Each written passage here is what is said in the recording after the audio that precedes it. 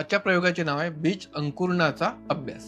या प्रयोगाचा उद्देश म्हणजे विविध बियांमध्ये त्यांच्या अंकुरणाची प्रक्रिया दाखवणे. नमस्कार मित्रांनो, मी माय सायन्स लॅब तर्फे मंगेश. जाणून घेऊया बीज अंकुरणाविषयी आणखी काय माहिती. बीज अंकुरण हे जिवंत पेशीमधील जैविक प्रक्रिया आहे, ज्यामध्ये साठवलेले अन्न एन्झाईमद्वारे सक्रिय होऊन त्यांना कोंब आणि मुळं फुटतात. यामध्ये 3 घटक महत्वाचे असतात. पहिलं म्हणजे पाणी, दुसरं ऑक्सिजन आणि तिसरं तापमान. चला मग जाणून घेऊया या प्रयोगाला लागणारे साहित्य. ते म्हणजे स्टिकर, कापूस, प्लास्टिक बाउल, पेन, मोहरी, हरभरे, मूग, कात्री, प्लास्टिक डॉपर आणि पाणी. चला मग आता प्रयोगाला सुरुवात करूया. सगळ्यात आधी आपलं साहित्य या प्रकारे टेबलवर मांडून घ्यायचं. सगळ्यात आधी हे स्टिकर घ्यायचे, यावर मोहरी, हरभरा आणि मूग या तिघांची नावं लिहून घ्यायची आणि हे स्टिकर याच्यावर चिटकवून द्यायचे. पहिल्या याच्यावर मोहरी, दुसऱ्या याच्यावर मूग,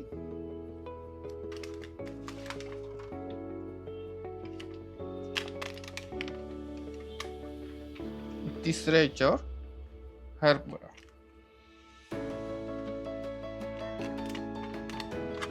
या प्रकारे आपण हे चिटकवून घेतलेले आहेत. तर आता पुढे हा कापूस घ्यायचा आहे. याचे छोटे छोटे थर करून यामध्ये असे हा कापूस पसरवून घ्यायचा.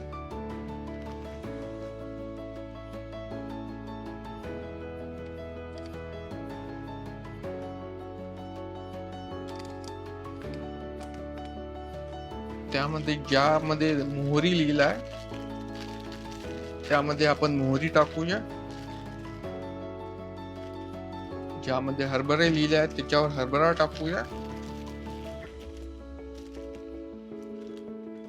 ज्यावर मूग लिहिलाय त्यामध्ये आपण मूग टाकूया.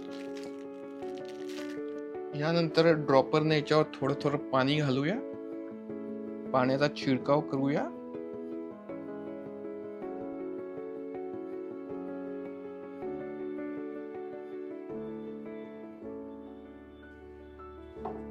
त्यानंतर याच्यावर पुन्हा कॉटन म्हणजे कापूस लावूया.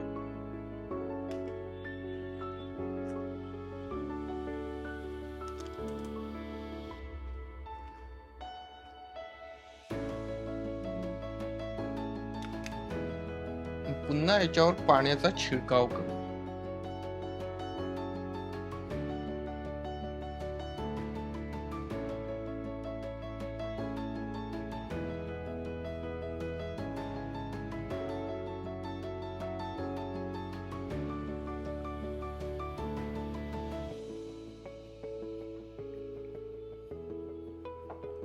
हे झालं आपली प्रोसेस कंप्लीट. आता आपल्याला हे असंच 1 दिवसासाठी ठेवायचं आणि दुसऱ्या दिवशी हे आपल्याला चेक करायचं आहे की कोणत्या याला लवकर कोंब फुटलेले आहेत.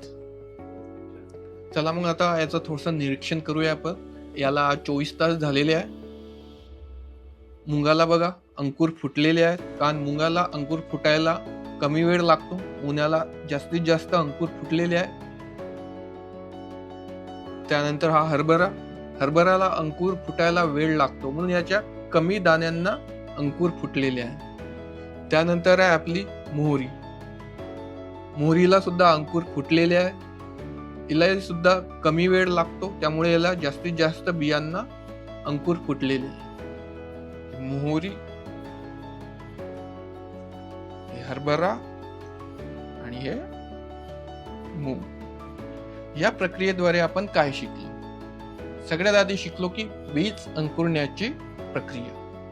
बीज अंकुरित व्हायला पाणी, तापमान आणि योग्य वातावरण असायला हवे.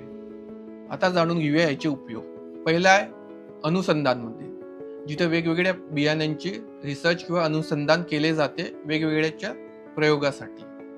या प्रयोगासंदर्भात जर तुम्हाला काही प्रश्न असतील तर स्क्रीनवर दिलेल्या टोल फ्री नंबरवर संपर्क साधू शकता.